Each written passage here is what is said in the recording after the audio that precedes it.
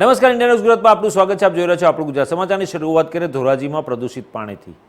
ધોરાજી નગરપાલિકામાં છેલ્લા 1.5 વર્ષથી વહીવટદારનું શાસન છે અને વહીવટદારના શાસનમાં ધોરાજીના લોકોને પીવાનું શુદ્ધ પાણી પણ મળતું નથી, જેના કારણે લોકોમાં ભારે રોષ જોવા મળી રહ્યો છે.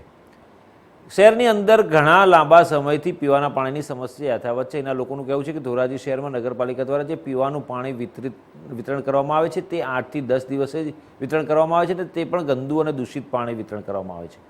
ધોરાજીના લાલા લજપતરાય વિસ્તારના લોકોનો આક્ષેપ છે કે અહીં નગરપાલિકાના પીવાના પાણીની જે પાઇપલાઇન છે તે પાઇપલાઇનની અંદર ભૂગર્ભ ગટરના પાણી ભરાઈ જવાને કારણે આ ગંદુ પાણી લોકોના ઘર સુધી પહોંચે છે અને આ ગંદુ પાણી પીવાના કારણે લોકો ચામડીના રોગ અને તાવ તથા ઝાડા ઉલટી જેવા રોગના શિકાર બની રહ્યા છે. નગરપાલિકાના અધિકારીઓને અનેકવાર રજૂઆત કરી છતાં પણ તંત્રના પેટનું પાણી હાલતું નથી. મારું નામ આશિષભાઈ જેઠવા, સામાજિક કાર્યકર, ધોરાજી, વોર્ડ નંબર 8. આજે ધોરાજીમાં લગભગ ઘણા સમયથી આ દુર્ગંધ અને ગટરનું પાણી વિતરણ કરવામાં આવે છે, પરંતુ તંત્રના પેટનું પાણી નથી હલતું.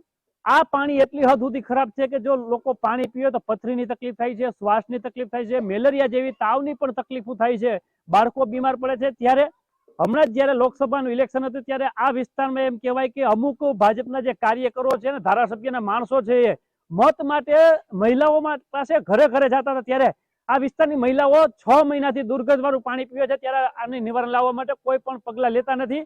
તંત્ર પણ જાણે કે આંખ બંધ કરીને બેહી ગયું એવું લાગે છે. આ પાણી એટલું દુર્ગંધ વાળું છે જે ધારાસભ્ય ધોરાજી ઉપલેટાના છે એકવાર આ પાણી પીએ તો અમને એમ લાગે કે આ ધારાસભ્ય વિસ્તારને લોકોની પ્રજાની આ વેદના સમજી શકે છે. મારું નામ લાભુબેન નરસિંહભાઈ સોલંકી અને અમે નબળા માણસો થઈ અને આવા પાણી અમને આપે છે. મત જોતો તો ત્યારે અડિયું કાઢતા હતા. બરોબર છે, તમારું બધું કામનો સોલ્વ કરશું અમે. અત્યારે અમને કોઈ પાણી સારું આપતા નથી. ગટરના પાણી આવે છે, જુઓ આ સીસો. અમે બીમાર, સુવાસ ચડે, અમે નબળા માણસો ટાંકા ક્યાંથી મંગાવીએ સાહેબ? બોલો, અમારું કઈક ગરીબ માણાનું કઈક ઉધાર કરવો પડે કે નહીં? દોરું હાવ કદડા આવે છે અને ધારાસભ્ય દેખાતા જ નથી. પાછા મત લઈને વયા જાય છે ને અમને જવાબ આપતા નથી. કોઈ જાતિ અમારી અરજ કે રાવ સાંભળતા નથી. રાજુ બાલદા, પ્રમુખ શ્રી ધોરાજી શહેર ભારતીય જનતા પાર્ટી. ધોરાજીની પ્રજાને જે દૂષિત અને અશુદ્ધ પાણી મળેલ છે, તો ગયા વખતે છેલ્લા 5 વર્ષ પહેલાં કોંગ્રેસનું શાસન હતું ધોરાજી નગરપાલિકામાં અને છેલ્લા 5 વર્ષ થયા ફિલ્ટર પ્લાન્ટ બંધ છે. તે પણ આપ જોઈ શકો છો. નગરપાલિકામાં પણ તમે મેળવી શકો છો કે ક્યારથી ફિલ્ટર પ્લાન્ટ બંધ છે. તો જે શાસનાધિકારી કોંગ્રેસવાળા હતા તેઓએ ફિલ્ટર પ્લાન્ટ ચાલુ કરેલ નહીં અને કયા કારણોસર ફિલ્ટર પ્લાન્ટ કરેલ નહીં અને હાલ ધોરાજીની પ્રજા એના વાકે ગંદુ અને પ્રદૂષિત પાણી પી રહી છે અને હાલ અનિયમિત અને ઓછા દિવસોમાં પાણી મળે છે. ટૂંકમાં જે પાણી મળે છે એના દિવસો ઝાઝા છે, 7-7 દિવસે પાણી મળે છે.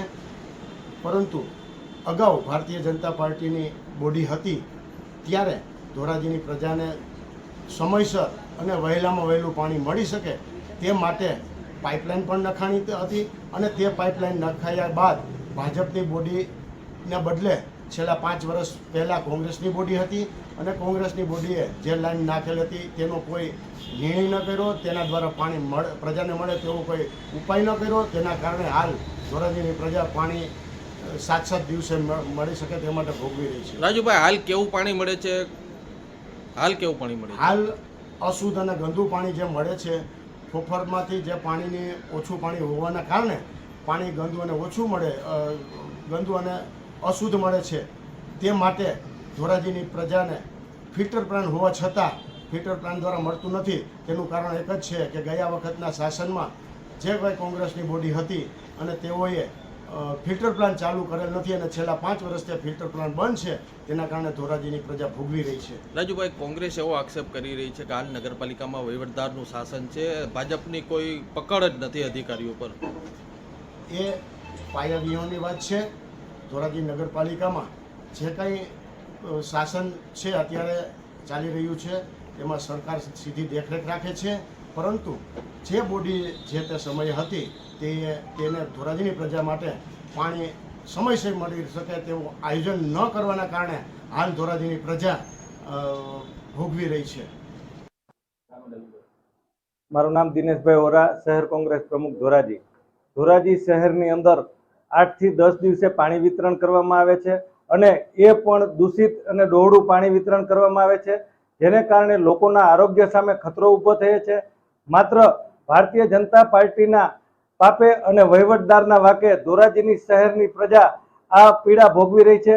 2017ની અંદર ધોરાજી શહેરમાં પાણીની પાઇપલાઇન નાખવામાં આવી ત્યારે મોટા પાયે ભ્રષ્ટાચાર કરવામાં આવ્યો, જેને કારણે ધોરાજી શહેરની પ્રજાને 8 થી 10 દિવસે પાણી મળે છે અને હાલમાં જે દૂષિત ડોહળું પાણી મળી રહ્યું છે એ વહીવટદારના વાકે મળી રહ્યું છે.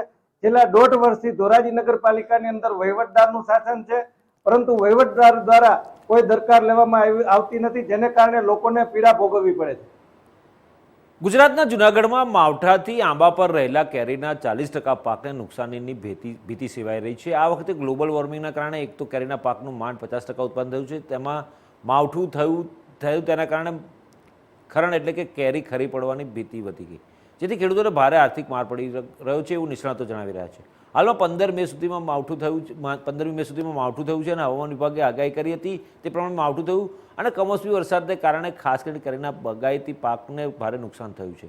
નિષ્ણાતો જણાવ્યું કે સૌપ્રથમ તો આ વખતે ગ્લોબલ વોર્મિંગની અસરના કારણે એક તો કેરીના પાકનું માંડ 50% જેટલું જ ઉત્પાદન થયું, તો બીજી તરફ માવઠાને કારણે કેરીના પાકને ભારે નુકસાન થયું છે. આ વખતે આંબા પર માંડ 50% કેરી આવી હતી. કેરી ઉતારવાની કામગીરી ચાલી રહી હતી અને એકાદ સપ્તાહમાં આંબાના ઝાડ પરથી કેરી ઉતારવાની શરૂઆત થવાની હતી. ત્યાં સુધીમાં 50%માંથી માંડ 10% જેટલી કેરી ઉતરે એવી સંભાવના વર્તાઈ રહી છે. હજુ 40% કેરીનો પાક આંબાના ઝાડ પર છે, ત્યારે જો વાવાઝોડા અને કમોસમી વરસાદને કારણે કેરીનું ખરણ થઈ ગયું છે, મતલબ કેરી ખરી પડી છે, ત્યારે ખરણ ક્રિયા થવાથી ખેડૂતોને ભારે આર્થિક નુકસાનીનો સામનો કરવો પડી રહ્યો છે. એક તો ઉત્પાદન ઓછું, ઉપરથી માવઠું થતાં ખેડૂતોની હાલત પડ્યા પર પાટું જેવી થઈ ગઈ છે. વિજયસિંહ બારડ, બાગાયત અધિકારી અને વિષય નિષ્ણાંત, Indo Israel centre of excellence for mango Talala, બાગાયત વિભાગ, ગુજરાત રાજ્ય. સર, જે ખાસ કરી આપણી ગીરની જે વિશ્વખ્યાત કેરી પ્રખ્યાત છે કેસર, એ કઈ રીતે છે એ જણાવશો ખાસ?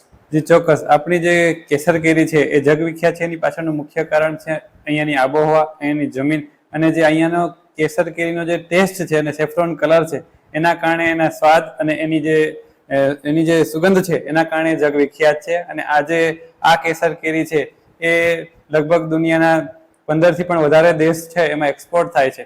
અને ચાલુ વર્ષની વાત કરવામાં આવે તો આ કેરી છે એ અત્યાર સુધીમાં લગભગ 25 થી 30 કન્સાઇનમેન્ટ છે એ કેસર કેરી એક્સપોર્ટ થઈ ચૂકી છે. અને એમાં પણ ખાસ કરીને કેનેડા છે, યુકે છે, યુએઈ છે, આ બધા દેશોમાં ખૂબ વધારે પ્રમાણમાં જે એક્સપોર્ટ છે એ આપણી કેસર કેરી થાય છે.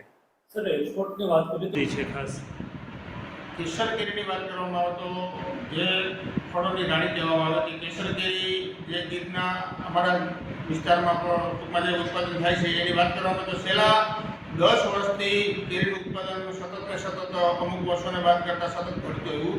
જેની મુખ્ય અસર ગ્લોબલ વોર્મિંગ, વિપરીત હવામાન, કમોસમી વરસાદ, ટૂંકમાં જે અનુકૂળ ન હોય તેવા પવનો, અને આ વર્ષે તો ખાસ વાત કરવામાં આવે તો કે ભાઈ અમુક આંબાની અંદર મોર જ નથી આવ્યો. મોર એટલે કે ભાઈ એમાં ફૂટ જ નથી થઈ, એટલે એ આવું ટૂંકમાં ક્યારેય બન્યું જ નથી ભૂતકાળમાં પણ.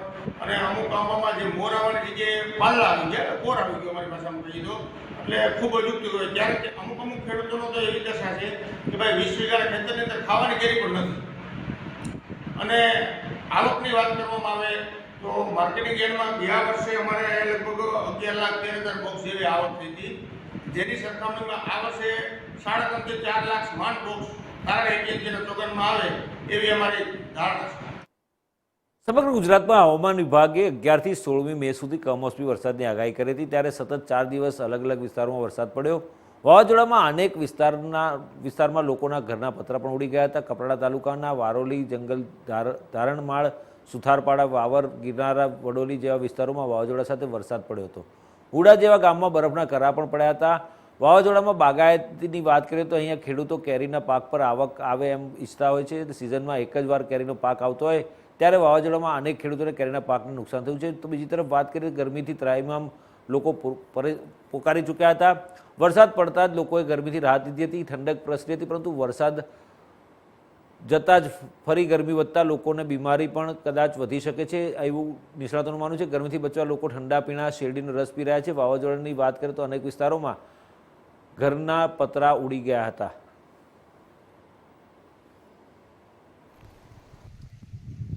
હવામાન વિભાગ દ્વારા કમોસમી વરસાદની આગાહી કરવામાં આવી હતી. 11 મેથી 16 મે 2024 સુધી કમોસમી વરસાદની આગાહી કરવામાં આવી હતી. ત્યારે વલસાડ જિલ્લાના કપરાડા તાલુકાની વાત કરીએ તો વલસાડ જિલ્લાના કપરાડા તાલુકાની અંદર જે સેવાડાના ગામો છે, એ સેવાડાના ગામોમાં વાવાઝોડા સાથે વરસાદ પડ્યો હતો, વરસાદ ખાબક્યો હતો. ત્યારે વાત કરીએ વાવાઝોડામાં થયેલા અનેક ઘરોના પતરા પણ ઉડાડ્યા હતા. અને જે કમોસમી વરસાદના કારણે જો અહીંયા લોકો ઉનાળામાં ખેતી ઉનાળાની જે ખેતી કરતા એ ખેતીમાં નુકસાન થયું હતું. મોટાભાગે અહીંયા જે હાલે કેરીનો પાક તૈયાર થાય છે, જે કેરીનો પાક તૈયાર થાય છે ત્યારે વરસાદના કારણે જે કેરીના પાક જે સૌથી વધુ નુકસાન થયું છે અને ખેડૂતો ચિંતામાં મુકાયા છે. વાત કરીએ ગરમીની તો ગરમીમાં હાલે વરસાદ પડવાના કારણે ગરમીથી થોડી લોકોને રાહત મળી હતી, પરંતુ ફરી વરસાદ ખુલતાની સાથે જ જે ગરમી છે તેનું વધી છે અને લોકો ઠંડા પીણા, શેરડીના રસ જેવા હાલે ગરમીના રાહત માટે પી રહ્યા છે. Jagdish Bonge, India News Gujarat, Kaprada. વારે વાહ કુદરત. ગઈકાલ સુધી માવઠાનો માર હતો, ચોમાસા જેવો માહોલ હતો, વીજળીના કડાકા ભડાકા સાથે વરસાદ પડ્યો અને હવે અચાનક જ આકાશમાંથી અગન જ્વાળા વરસી રહી છે. વાહન ચાલકોને રાહદારીઓ ગરમીથી બચવા માટે ઠંડા પીણાનો સહારો લઈ રહ્યા છે. એટલી હદે ગરમીનો અહેસાસ થઈ રહ્યો છે કે ટાઉનના રસ્તા ખુલ્લા જોવા મળી રહ્યા છે. આમ તો ઉનાળાની સિઝન, પરંતુ બેવડી ઋતુનો અનુભવ થઈ રહ્યો છે. સવારે વરસાદી માહોલ જોવા મળ્યો અને બપોર બાદ અંગ દજાડતી ગરમી જોવા મળી રહી છે. હાલમાં ઉનાળાની ઋતુ ચાલી રહી છે અને ગરમીનો પણ વેવ વધુ છે. હવામાન વિભાગ દ્વારા કમોસમી વરસાદની આગાહી આપી હતી અને વરસાદ પણ વરસ્યો હતો. ત્યારે સુરત જિલ્લાની જો વાત કરવામાં આવે તો સુરત જિલ્લાની અંદર વરસાદ શરૂ થયો હતો અને વરસાદ બાદ ફરી છેલ્લા 2 દિવસથી ગરમી પડી રહી છે. ત્યારે ઓલપાડની વાત કરવામાં આવે તો ઓલપાડમાં પણ લોકો ગરમીનો અહેસાસ કરી રહ્યા છે. ત્યારે હાલમાં જ ઓલપાડ ટાઉનની અંદર કેટલાક જે ઠંડક મેળવવા માટે લોકો ઠંડા પીણાની દુકાનોમાં જતા હોય છે, તો કેટલાક લોકો રોડ પર જે રસનું કોલું છે ત્યાં લોકો રસ પીતા હોય છે. ત્યારે આપણે કેટલાક લોકો પાસેથી જાણીશું રસ પીવાની જરૂર પડી છે. શું છે આજે તાપમાન બરાબર છે એમ કહેવા માંગીએ છીએ કે આપણે તાપમાન સારું છે, આ રસ વસ્તુ કે આપણા શરીર માટે સારું છે અને 42-43 ડિગ્રી તાપમાન છે, એને આપણને એવું લાગે છે કે આ વસ્તુ સારું છે એમ રસ પીવાનું. અન્ય આપણી સાથે અન્ય એક ભાઈ છે, એમની પાસેથી પણ જાણીશું કેટલી ગરમી છે, ગરમી બહાર નીકળ્યા છે. ગરમી વધારે ગરમી છે આપણી પાસે. સવારે વાતાવરણ પેલું કેવું છે કે ઠંડકનું છે ને અત્યારે ગરમી વધારે છે એટલે અમારે રસ પીવા અહીંયા ઊભો રહેવું પડે. કેટલો ફાયદો થશે રસ પીવાનો? રસ પીવાનો ફાયદો ઘણો થાય છે ને સર, કારણ કે ગરમી જ એટલી છે તો અત્યારે શું કરીએ હવે, શું કરીએ કે ગરમી જ એટલી છે આપણે. તો લોકો ગરમીથી શેકાઈ રહ્યા છે, ઘરની બહાર નીકળવાનું પણ ટાળી રહ્યા છે. તંત્ર દ્વારા પણ વગર કામનું બહાર નીકળવા માટેનું લોકોને સૂચના આપી રહ્યા છે, કારણ કે હાલમાં જ કમોસમી વરસાદ બાદ ગરમીનો પારો ઊંચો થયો છે. ત્યારે હજુ પણ હવામાન વિભાગ દ્વારા કમોસમી વરસાદની આગાહી આપી રહ્યા છે. વહેલી સવારે જ ઓલપાડ વિસ્તારની અંદર વરસાદી વાતાવરણ છવાયું હતું અને કેટલાક વરસાદમાં વરસાદી ઝાપટા પણ પડ્યા હતા, પરંતુ બપોર બાદ ફરી એકાએક ગરમીનો પારો ઊંચે ચડ્યો છે. ત્યારે હાલ ગુજરાત હવામાન વિભાગ દ્વારા પણ હીટવેવની આગાહી આપવામાં આવી રહી છે. ત્યારે હાલ લોકો છે તે એ ગરમીના થી પરેશાન થઈ રહ્યા છે. Mahendrasinh Mangrola, India news, Surat. હાલમાં ચાલી રહેલા ઉનાળામાં કચ્છના મુખ્ય મથક ભુજનું મહત્તમ તાપમાન વધારે રહેતું હોય છે અને છેલ્લા કેટલાક સમયથી ભુજ હોટસ્પોટ તરીકે પણ બહાર આવી રહ્યું છે. કોઈ સમયે 43થી 45 ડિગ્રી સુધી પણ તાપમાન ભુજમાં નોંધાતું હોય છે. ભુજમાં મહત્તમ તાપમાન વધવાના કારણો મુખ્યત્વે શહેરીકરણ વધી રહ્યું છે, તો સાથે સાથે પ્રદૂષણ પણ વધી રહ્યું છે. તેમજ જિલ્લાના અન્ય શહેરો છે તે દરિયા વિસ્તારની નજીક છે, જેથી ત્યાંના સાપેક્ષે ભુજનું મહત્તમ તાપમાન વધારે જોવા મળી રહ્યું છે. સામાન્ય રીતે જિલ્લો મથક ભુજમાં ગરમીના દિવસોમાં મહત્તમ તાપમાનનો પારો 39 ડિગ્રીથી 44 ડિગ્રી સુધી નોંધાતો હોય છે. સવારના 9 વાગ્યાની આસપાસ જ પારો ઊંચો ચડતો જોવા મળે છે અને દિવસભર ઉકળાટ રહે છે. સાંજના 7 વાગ્યા પછી પારો નીચે ઉતરતો હોય છે અને રાત્રિના સમયે ઠંડકનો અનુભવ થાય છે. ત્યારે છેલ્લા કેટલાક સમયથી રાજ્યમાં પણ ભુજનું તાપમાન સૌથી વધારે જોવા મળી રહ્યું છે અને ભુજ જાણે હોટસ્પોટ બની રહ્યું હોય તેવું વર્તાઈ રહ્યું છે.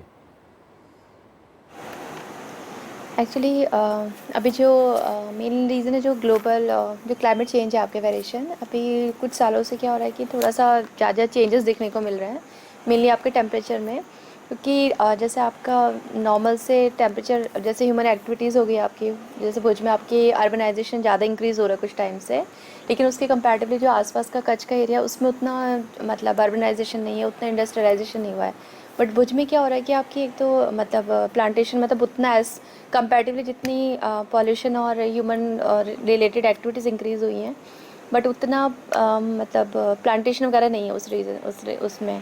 दूसरा क्या होता है कि आपका जो और नियर बाई एरियाज़ हैं वो आपकी कोस्टल साइड में है, तो उसमें क्या होता है कि आपका उतना ह्यूमन एक्टिविटीज़ उतनी इंक्रीज़ नहीं है।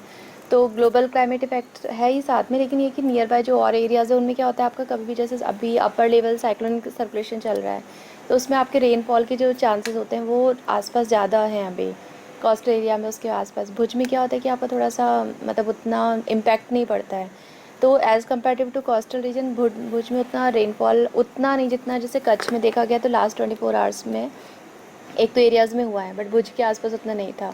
तो उन एरियाज़ में क्या हो गया आपका टेम्परेचर उतना चेंज नहीं हुआ है, राइज़ नहीं हुआ है, लेकिन भुज में क्योंकि इतना रेनफॉल नहीं रहा है तो टेम्परेचर इंक्रीजिंग की तरफ ही रहा है। तो कंपैरेटिव टू अदर जो प्लेसेस हैं आपका भुज में मैक्सिमम टेम्परेचर देखा जा रहा है 2-3 दिन से अभी, तो ये मेन रीज़न है आपका भी। બનાસકાંઠા જિલ્લામાં સવારથી જ ગરમીનો પારો આસમાને જોવા મળી રહ્યો છે, ત્યારે બપોર સુધીમાં 43 થી 44 ડિગ્રી સુધી ગરમીનો પારો પહોંચે તેવી સંભાવના છે। ત્યારે લોકો ગરમીથી રક્ષણ મેળવવા માટે ઠંડા પીણા તેમજ એસી કુલર જેવા આધુનિક સાધનોનો ઉપયોગ કરી રહ્યા છે। ઠંડીથી રક્ષણ મેળવી રહ્યા છે, ત્યારે ગરીબ અને મધ્યમ વર્ગના લોકો ગરમીથી રક્ષણ મેળવવા માટે બગીચાના વૃક્ષોને છાયા નીચે આરામ ફરમાવી રહી બપોરનો સમય પસાર કરી રહ્યા છે, તેમજ વાહનમાં પસાર થતા લોકો પોતાના મોઢા પર રૂમાલ બાંધી નીકળી રહ્યા છે અને ગરમીથી રક્ષણ મેળવી રહ્યા છે।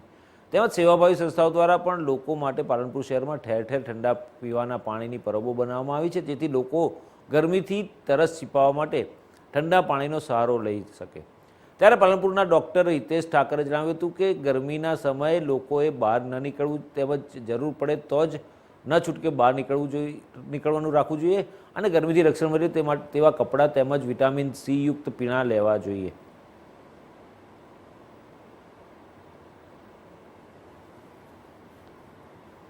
જામનગરના સેવા સદનમાં દરરોજના આવકના દાખલા સહિત અન્ય કામકાજ માટે મોટી સંખ્યામાં અરજદારો આવતા હોય છે અને ખાસ કરીને ગરીબ પછાત અને મજૂર વર્ગના લોકોને આવકના દાખલા માટે જ મોટી સંખ્યામાં આવે છે। ત્યારે છેલ્લા 1 મહિનાથી મહેસૂલ સેવા સદનમાં વિદ્યાર્થીઓ અને વાલીઓનો વધુ ધસારો જોવા મળી રહ્યો છે। હાલ રાજ્યમાં નવા શૈક્ષણિક સત્ર શરૂ થવા જઈ રહ્યું છે, ત્યારે આ ફોર્મમાં આવક, જાતિ, નોન ક્રિમિલેયર, ડોમિસાઇલ, ઈડબ્લ્યુએસ સહિતના જરૂરી દાખલાઓ કઢાવવા માટે મામલતદાર કચેરી, મહેસૂલ સેવા સદનમાં દરરોજ અરજદારોની લાંબી કતારો જોવા મળે છે। બીજી બાજુ ફોર્મ માટેની સમયમર્યાદાને ધ્યાને લઈ અરજદારોના હિતમાં જેટલા અરજદારો રોજ આવે તેઓને તરત જ દાખલા કાઢી આપવામાં આવે છે। હાલ તો છેલ્લા 1 મહિનાથી મામલતદાર કચેરી અને મહેસૂલ સેવા સદનનું જનસેવા કેન્દ્ર સવારથી ધમધમતું હોય તેવું લાગી રહ્યું છે। દરરોજ 500 જેટલા દાખલાઓ અને છેલ્લા 1 મહિનામાં તંત્ર તરફથી 6000થી વધુ દાખલાઓ અરજદારોને કાઢી આપવામાં આવે છે। જામનગરમાં આરટીઈ હેઠળ ખાનગી શાળામાં નિઃશુલ્ક પ્રવેશના ફોર્મ ભરવાની પ્રક્રિયા ઉપરાંત શૈક્ષણિક સત્રનો પ્રારંભને પગલે આવક, જાતિ સહિતના દાખલાઓ માટે રોજ મોટી સંખ્યામાં અરજદારો મામલતદાર કચેરી, મહેસૂલ સેવા સદનમાં આવતા હોવાથી લાંબી કતારો લાગે છે। આથી આ અરજદારોના હિતમાં નિર્ણય લઈ મામલતદાર કચેરીમાં સમયસર દાખલા કાઢી આપવામાં આવે છે, જેને પરિણામે અરજદારોને ધક્કા ખાવા પડતા નથી। હાલ ખાસ કરીને રિઝલ્ટ 10મા અને 12માનું રિઝલ્ટ આવ્યું, એના પહેલાં આરટીઈના ફોર્મ ભરાતા હતા, એટલે અથવા તો અગ્નિવીર કે એન્જિનિયરિંગ જેવા જુદી જુદી કોલેજોના એડમિશન થતા હોય, તો આવા ટાઈમમાં સામાન્ય રીતે જાતિના પ્રમાણપત્રો, નોન ક્રિમિલેયરની પ્રમાણપત્રો અથવા તો ડોમિસાઇલ સર્ટિફિકેટ, આવકના દાખલા, આવા જુદા જુદા પ્રકારના દાખલાઓની જે જરૂરિયાત રહેતી હોય એ મામલતદાર કચેરી દ્વારા આપવામાં આવતા હોય છે। જામનગર શહેરની વસ્તીના હિસાબથી ગણીએ તો જામનગર સિટીમાં એક મામલતદાર કચેરી છે અને મામલતદાર કચેરીમાં આશરે 250થી 300 જેટલા આવકના દાખલા અને 150 જેટલા આવા જુદા જુદા પ્રકારના દાખલાઓ આપવામાં આવે છે। દરરોજ આવતી અરજીઓનો નિકાલ રેગ્યુલર કરવામાં આવે છે। સાંજના સમયે અરજદારને હાથોહાથ જ એમની અરજી અને પ્રમાણપત્રો છે એ આપી દેવામાં આવે છે અને શક્ય હોય ત્યાં સુધી આ પ્રક્રિયામાં જે પણ અરજદાર છે એ હેરાન ના થાય, એમની જો કંઈ ક્વેરી હોય તો એમને ત્યારે ને ત્યારે સોલ્વ કરી આપીને પણ અમે આ પ્રમાણપત્રો છે એ ઇસ્યુ કરતા હોઈએ છીએ. હું આ આવકના દાખલા માટે અહીંયા ઊભેલો છું. જાણે કે આપને 10% આનામાં જે મળે છે સીટ રેશિયો, એ જે આવકના દાખલા પછી જ એ આપણે સીટ રિઝોલ્વ કરી શકીએ એમ છીએ. તો એના માટે અહીંયા લાઈનમાં સવારથી ઊભા છીએ. કંઈ તકલીફ પડે છે? નહીં, આમ તો કામમાં તો વ્યવસ્થિત છે કે જે સવારના આપી છે તો બપોર પછી લગભગ સમથિંગ એ લોકો ટ્રાય કરે છે કે આપી શકી, કે જેનો ઉપયોગ આપણે કરી શકીએ બીજે દિવસે ક્યાંય ફોર્મ ભરવા માટે. અમે અત્યારે આવકનો દાખલો કઢાવવા આવ્યા છીએ, એટલે બધી અત્યારે લાઈન છે, બધું કામ બધું વ્યવસ્થિત છે. બધે અત્યારે લાઈનમાં ઊભા છીએ, ફોર્મ બધું ભરાઈ લીધું છે, આ ફોર્મ ત્યાં દેવાનું છે. બનાસકાંઠા જિલ્લાના ડીસા રાધનપુર હાઈવે પર શિહોરી નજીકથી એક ઇકો કાર પસાર થઈ રહી હતી, ત્યારે જ સામેની તરફથી એક આખલો અચાનક આવી ચડ્યો હતો અને કૂદકો લગાવી કારની અંદર ઘૂસી ગયો હતો. વિચિત્ર અકસ્માતના કારણે કારનું પિલ્લું વળી ગયું હતું, જેમાં આખલો ઉછળીને કારમાં ઘૂસ્યો. અકસ્માતમાં આખલાનું મોત થયું હતું. કારનો ચાલક ગંભીર રીતે ઈજાગ્રસ્ત થયો હતો. ઇકો કારના આગળના ભાગે જ આખલો ટકરાયો હોય. ડ્રાઈવર કારની અંદર દબાઈ જતાં ગંભીર ઈજા પહોંચી હતી, જેને પ્રાથમિક સારવાર આપ્યા બાદ વધુ સારવાર માટે પાટણના ધારપુર સિવિલમાં ખસેડવામાં આવ્યો છે. જ્યારે આખલાને ગંભીર ઈજા થતાં કારમાં જ તેનું મોત નીપજ્યું હતું. અકસ્માતના દ્રશ્યો જોઈ લોકો આશ્ચર્યમાં મુકાઈ ગયા હતા. ઇકો કાર અને આખલા વચ્ચે સર્જાયેલા અકસ્માતના પગલે નેશનલ હાઈવે પર લોકોના ટોળે ટોળા ઉમટ્યા હતા. જે રીતે અકસ્માત સર્જાયો હતો તેના દ્રશ્યો જોઈ લોકો પણ આશ્ચર્યમાં મુકાયા હતા.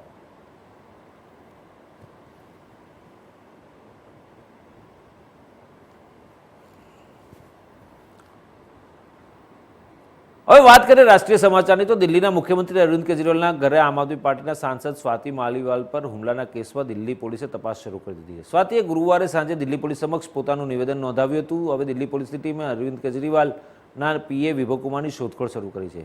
વિભવકુમાર પર સાંસદ સ્વાતિ માલીવાલ પર મારપીટ કરવાનો આરોપ છે. દિલ્હી પોલીસની એક ડઝન ટીમ વિભવકુમારને શોધી રહી છે. વિશેષ સ્ટાફ ઉપરાંત ક્રાઇમ બ્રાન્ચ અને ઇન્ટેલિજન્સ યુનિટની ટીમો પણ વિભવકુમારને શોધી રહી છે. સ્વાતિ માલીવાલે પોતાના પર થયેલા હુમલા અંગે દિલ્હી પોલીસને 7 પાનાની ફરિયાદ આપી છે. આ ફરિયાદમાં સ્વાતિ માલીવાલે કહ્યું કે કેવી રીતે વિભવકુમારે તેની સાથે મારપીટ કરી હતી. સ્વાતિ પર હુમલો થયો ત્યારે અરવિંદ કેજરીવાલ પણ ઘરની અંદર જ હતા, તેથી દિલ્હી પોલીસ તેમની પણ પૂછપરછ કરી શકે તેવી સંભાવના છે. પોલીસ મુખ્યમંત્રી નિવાસ સ્થાન પર હાજર સ્ટાફ અને સુરક્ષા કર્મચારીઓનું નિવેદન પણ રેકોર્ડ કરશે. દિલ્હી પોલીસ સીએમ આવાસની અંદર લાગેલા સીસીટીવી પણ ચેક કરશે. સ્વાતિ માલીવાલના આરોપ બાદ અરવિંદ કેજરીવાલે મૌન જાળવી રાખ્યું છે. દિલ્હી પોલીસને આપેલા નિવેદનમાં સ્વાતિ માલીવાલે કહ્યું કે તે સીએમ આવાસના ડ્રોઈંગ રૂમમાં ગઈ હતી અને ત્યાં રાહ જોઈ રહી હતી. દરમિયાન વિભવ ત્યાં આવ્યો અને ગાળો બોલવા લાગ્યો. તેણે કોઈ પણ કારણ વગર મને થપ્પડ મારી. મેં બૂમો પાડવાનું શરૂ કર્યું અને કહ્યું મને છોડો, જવા દો, પરંતુ તે સતત માર મારી રહ્યો હતો અને હિન્દીમાં બીભત્સ ગાળો આપી રહ્યો હતો. તેણે ધમકી આપી હતી કે હું તને પતાવી દઈશ. આમ આદમી પાર્ટીના રાજ્યસભાના સાંસદ સ્વાતિ માલીવાલ પર થયેલા હુમલાના મામલામાં શુક્રવારે નવી ઘટનાઓ સામે આવી રહી છે. સૌથી પહેલાં માલીવાલે મેજિસ્ટ્રેટ સમક્ષ આ મામલે પોતાનું નિવેદન નોંધાવ્યું. ત્યાર પછી 13મી મેએ આ ઘટનાનો માલીવાલનો એક કથિત વિડીયો સામે આવ્યો છે. આ વિડીયો સાર્વજનિક થયા બાદ માલીવાલે પ્રતિક્રિયા આપી છે. જોકે હવે આ કથિત વિડીયોને આમ આદમી પાર્ટીના સત્તાવાર ટ્વિટર એકાઉન્ટથી રીટ્વીટ પણ કરવામાં આવ્યો છે. ત્યારબાદ રાજકીય વર્તુળમાં ચર્ચાઓ ચાલી રહી છે કે આગામી દિવસોમાં આમ આદમી પાર્ટી સ્વાતિ માલીવાલ સાથે રાજકીય છેડો પાડી શકે છે અથવા તો આપ રાજ્યસભાના સાંસદ સ્વાતિ માલીવાલને પાર્ટીમાંથી સસ્પેન્ડ કરી શકે છે. धारा 354, 506 और 509 गंभीर धाराएं हैं और जिस तरह की घटना उस महिला के साथ घटी है शर्मनाक है, उसकी हम कड़ी निंदा करते हैं. और साथ ही साथ दिल्ली के मुख्यमंत्री अरविंद केजरीवाल जो उस समय घर में मौजूद थे, वो अब इस पूरे प्रकरण की केंद्र में हैं कि कैसे उनके रहते एक महिला के साथ अभद्रता की गई, मारपीट की गई. इसका जवाब केजरीवाल को सामने आके देना चाहिए. उनके चुप रहने से बात जो है वो छुपना चाहते हैं, लेकिन भारतीय जनता पार्टी महिलाओं के सम्मान के लिए उनको छुपने नहीं देगी. जब तक वो जवाब नहीं देते हमारा आंदोलन जारी रहेगा. अरविंद केजरीवाल भ्रष्टाचार के आरोप में न्यायिक हिरासत में थे, अभी अंतरिम जमानत में हैं. अरविंद केजरीवाल के जितने भी भ्रष्टाचार हैं उनके काले कारनामों का राजदार है विभव कुमार, उनका सहयोगी. इसलिए मुझे लगता है कि विभव कुमार को बचाने के लिए अरविंद केजरीवाल किसी भी हद तक जाए। देखिए, जब कोई भी महिला के प्रति अत्याचार हो, मॉलेस्टेशन हो, शोषण हो, तो सबसे पहले एफआईआर दर्ज करना बहुत जरूरी है। हम जानते हैं कि स्वाति मालीवाल दिल्ली विमेंस कमीशन की अध्यक्षा भी रह चुकी है, राज्यसभा की सांसद है और उनके ही पार्टी में उनका ये हाल है, तो सुरक्षा को लेके एक बहुत बड़ा सवाल, प्रश्न चिन्ह उठता है। हम मांगते हैं और हमारी मांग है कि सच्चाई सबके सामने आए और आम आदमी पार्टी उनके जो लोगों के प्रति कार्रवाई भी करे, क्योंकि ये एक गंभीर मामला है। आज स्वाति मालीवाल है, कल कोई आम नागरिका भी हो सकती है दिल्ली में या कोई अन्य प्रदेश में। तो आम आदमी पार्टी बड़ी बातें न करे, सुरक्षा को लेके पहले तहकीकात कीजिए। एक्शन टेकन रिपोर्ट मंगवाया था, वो कल आ गया है। स्वाति जी ने, आपको भी सबको पता है, पुलिस से बात की है और पुलिस ने एफआईआर चार्जेस लगा दिए हैं, चार्जेस भी फ्रेम कर दिए हैं। आज उनका मेडिकल भी हुआ है और विभव ने हमारे अभी नोटिस का कोई जवाब नहीं दिया है। आज मेरी टीम फिर से गई है नोटिस इशू करने के लिए उनको। जी, अभी क्या-क्या लगाया आपने नोटिस में, क्या-क्या बात? बस अभी हमने नोटिस दिया है, इसके बाद अगर नहीं आते हैं तो हम इंक्वायरी टीम को भेजेंगे। जी, मुख्यमंत्री के खिलाफ कोई कार्रवाई करेंगे? मुख्यमंत्री તો આપણું ગુજરાતમાં અત્યાર બાદ આટલું જ. સમાચારના અપડેટ્સ માટે જોતા રહો ન્યૂઝ ગુજરાત, ગુજરાતી ધડકન. નમસ્કાર.